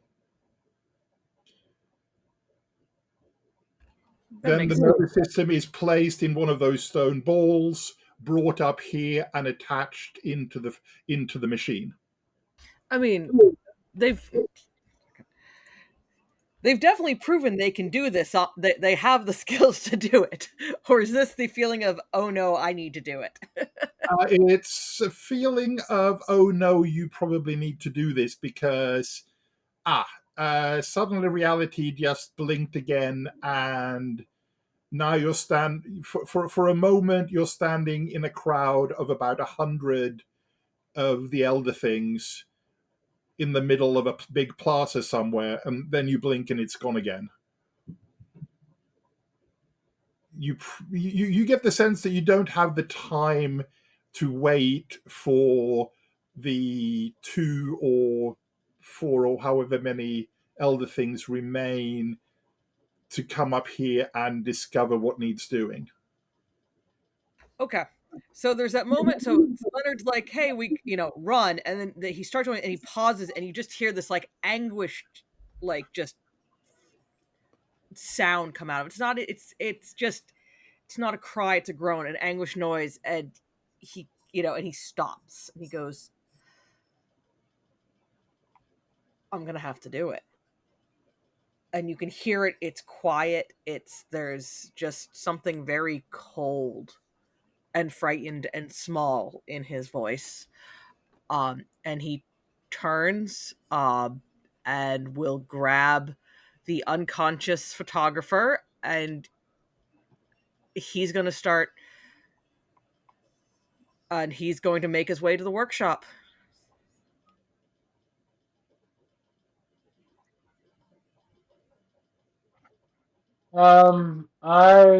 Seeing as we had an anguished cry, I would stop and see what was going on and then start helping with the unconscious photographer. I don't know where we're taking it right now, but I am assisting with it.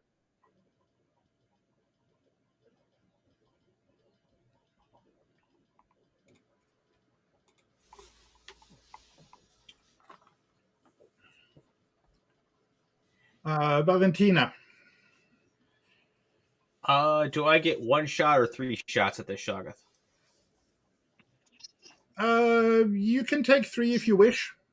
Okay, and shooting 3 gives me a penalty die, but being this close, I probably have a bonus die so we cancel out.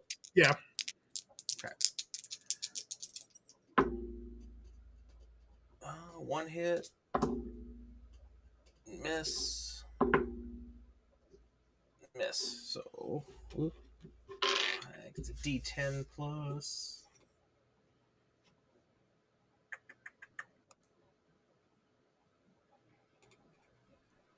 Yeah, just a D10. 10 points of damage. Okay. Yep. But Valentina is like, why did you guys do that? Just get. What is wrong with you? Get him out of here. And I start backing down the ramp too. If Valentina starts getting ahead of Leonard, Leonard's gonna let Valentina go.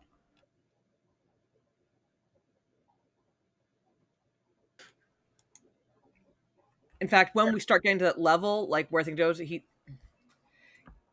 he's gonna tell Suze, "You don't. I'll catch up. I need to keep the machine from opening, from dying, and from more to come through. I don't think you want to be here." No, I've got my hands dirty before. I'll do it again. Stand.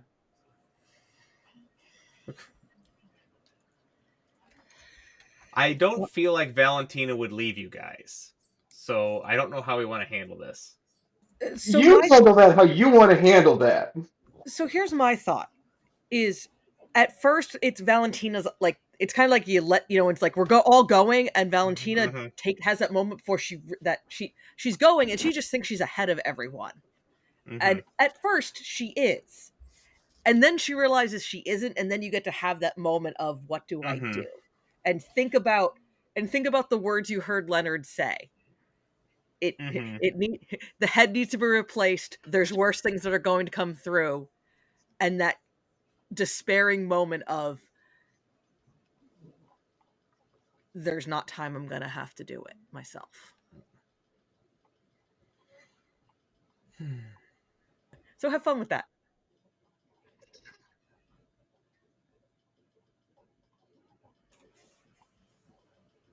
Does it look like the Shoggoth was taking an interest in us coming down, or no? No. No? Okay. It's one I good think thing. you may have killed it. You can't kill those things.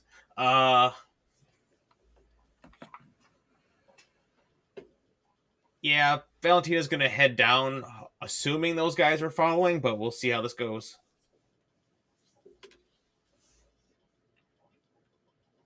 It doesn't look like it's following us. Hurry, hurry. So you come down to the 5-way chamber. Do you continue? Did I understand that Valentina at that point would continue on down if she's in the lead? She would continue on down at least a level or so, and if she did not see anyone following, she's going to stop and probably go back. Okay. So she's basically going to come back up just in time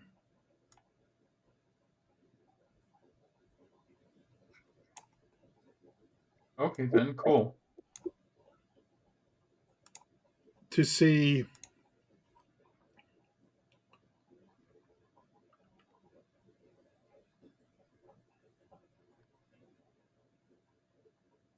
the brain and nerve trunks of what was Priestley are being deposited in a receptacle at the foot of the tub, along with a slurry of preservative and nutrient juices, as the Shoggoth, having consumed the rest of the body up on the slab,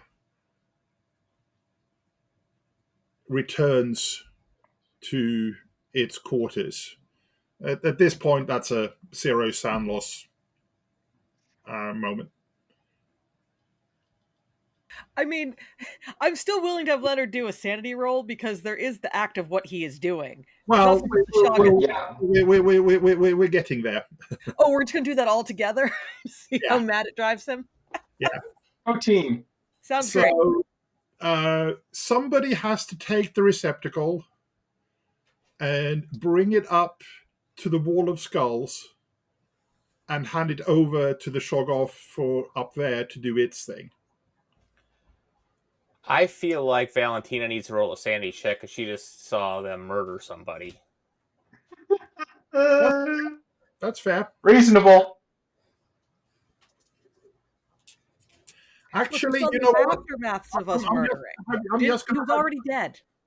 I'm just gonna have you roll the d6 plus 1. Okay.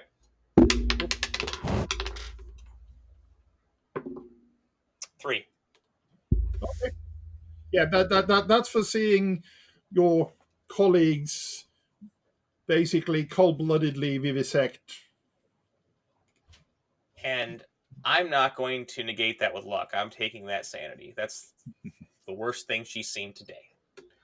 And she just utters the word "why" in this eerily quiet room all of a sudden, and just stands there and watches this happen.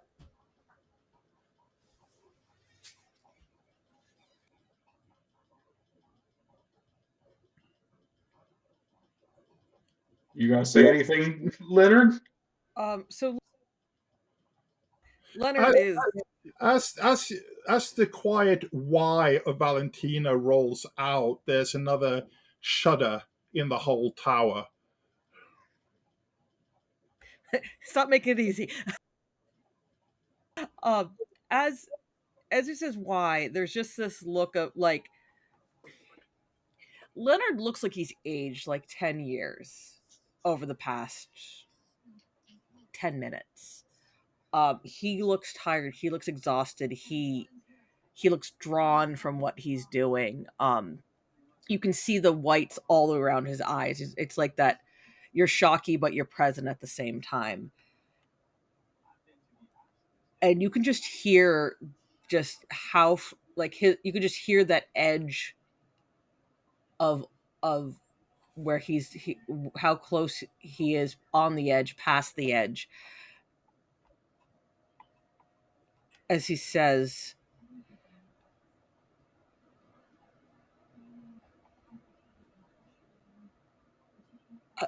there it needs, if someone doesn't go back into the machine, worse things are coming through and everyone we know will die.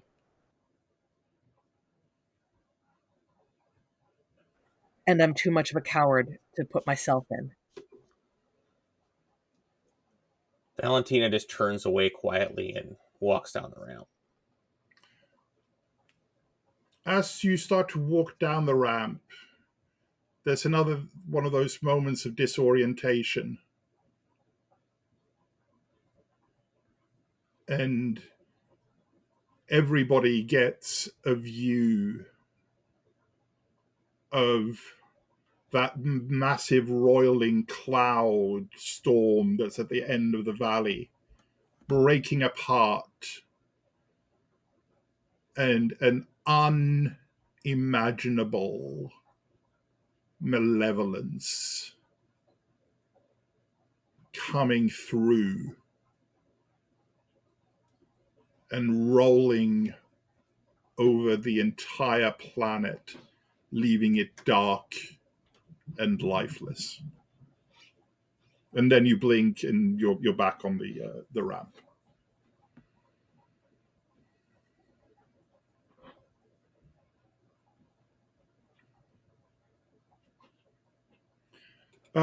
So I'm guessing from that is that it's Leonard who grabs the bowl with the head, or is it Big Sue's? Unless Suze would like I am totally willing to sacrifice the moment. The default I'm going with is he is committed to this horrible action, but I am not opposed to sharing the spotlight of horror. No. I'm seeing Big Suze as moral support. She understands that this is Leonard's thing to do, but she's there to help, whether that be to make sure that he is able to leave, or to make sure that he's physically able to do the task if something is to happen. So yeah, he's gonna grab. He's gonna pick up the bowl to carry it. Yeah. Okay. So as Valentina starts making her way down past the crystalline growths, Leonard and Big Sue's make their way back up to the top. What do you intend to do when you get back up to the machine room? I'm gonna try to put the head. I assume there's a very clear space for it to go, but he's gonna try to. Oh, you said the shot. I actually have the knowledge that the Shoggoth can do it. That's up Yes, there. Okay. Is the Shoggoth still alive when we it's get up? it certainly is. Okay. Obviously Leonard. So Leonard's gonna get to the top. He's gonna see the Shoggoth, and there's that moment of kind of the automatic freeze reflect, like it. Obviously, he's seen them a bunch, so there's like that hardened to it. But he's gonna still have that freeze reaction when he first sees it. Before it's like a flinch almost. Um, and some it's also seeing the Shoggoth and seeing the walls as a reminder of what he's about to do and what he has been doing and actively complicit in, uh, even with what the stakes are. Uh, you can see a Suze will see him almost shake, like a just that like tremor where you can see it like with the, like someone walked over his grave, but like this that not shaking like a wet dog, but just like crawl. It's almost like there's something's making his skin crawl as he gets himself together. Um, and he brings and he's holding it in the bowl with the head and spinal column in it in front of him, and he's holding it in front of him and sort of trying to bring it towards the wall. Um, but if any, with in full view of the Shoggoth, like, it's gonna be kind of like if he's gonna get there, if the Shoggoth starts moving towards him, he is going to put it down and he's going to back away. But otherwise, he's going to try to get it sort of like at a reasonable location of I'm giving it here for you, and he's going to step back from it. Very, very well. How carefully depends on the Shoggoth. So I would like Leonard to give me a D10 and Big Sue's to roll me a sanity check, please.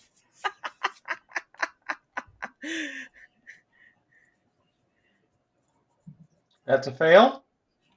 So that is merely 1d4. So that's an 8, which I believe is my sanity loss. Nope. Okay. So I rolled an 8. Okay. And Suze takes 3, which doesn't, I believe, still is well Not within. yet. Yeah. Yeah, I So- started the day at 51. Okay. Does Susan have any psychology to speak of?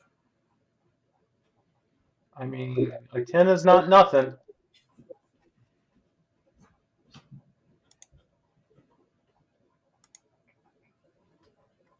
But I don't think an 80 is going to pass. Okay. So roll another d10 for me, please, Leonard.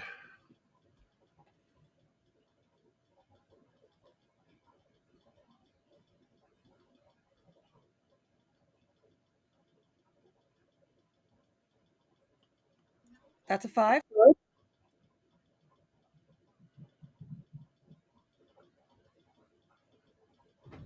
What's Susan's reaction to as Leonard starts to move forwards towards the Shoggoth?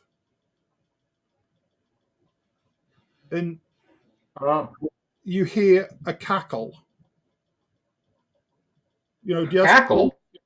first just very soft, and then the dams burst Where's it from? from Leonard, and the dams burst, and he's just laughing. He's laughing so hard that his eyes are crying as the stress of we're finally getting out of this hits him. Oh, I think a whole lot more Um, than that's hitting him. Okay, Leonard's cracking. I'm going to at least attempt to take the bowl out of his hand, put it on the floor, and then get Leonard out of here. Okay. Yeah, by the time that you're back down to the vivisection area, he's basically laughed himself hoarse and he's come out of the bout. But yeah, he doesn't resist, so that's easily done. And the Shoggoth goes off and picks up the bowl and starts connecting the spinal cord into the mass of the machine. And you head on out. Valentina, as you're making your way down, a few things that you come across. One is, of course, the discarded pile of your layer 2, 3, and 4 winter clothing. So I'm assuming that you're going to stop and take a few minutes and gear up, as Yep. it were. She calmly just dresses herself and is going to walk back out towards the plane. What do you do when you see, rather carelessly discarded almost, at the side of the ramp heading down towards the final exit,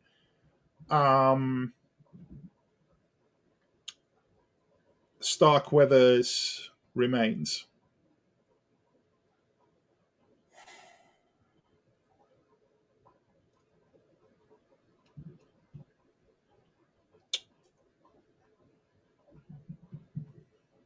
At this point, I don't think it matters. She just keeps walking. Okay. And the same question 3 or 4 minutes later for Leonard and Susan.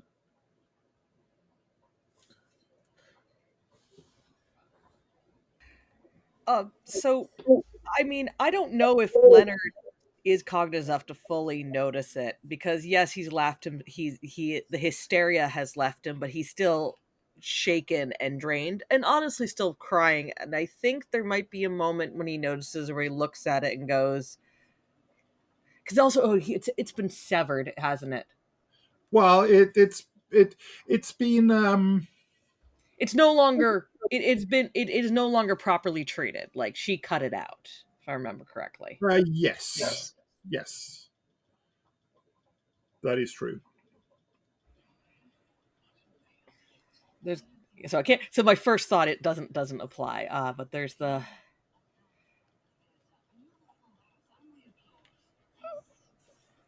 Well, he found the unknown and won't be forgotten for this. And we gotta go.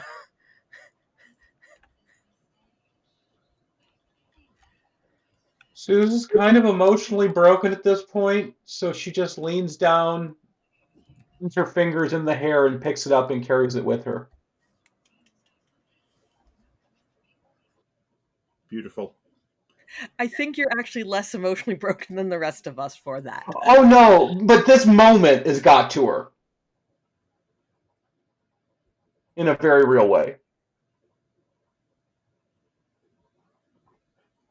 and you make your way, and you basically you manage to gather the group back up together. Um, you come across Acacia, Maya, and of course Roger, um, gathered around a rapidly diminishing bottle of, well, something flammable. And Acacia says, "Well, where's Priestley?"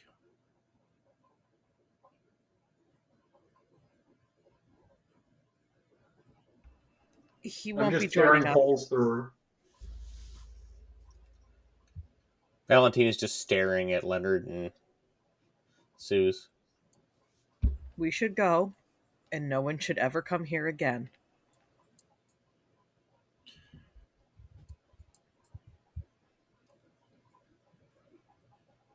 With that, I'm in complete agreement with you for a change.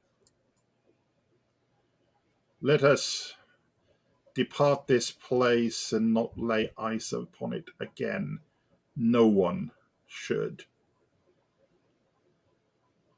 And you, in silence, just start the trek back towards the river valley at the end of the valley where you have the planes parked.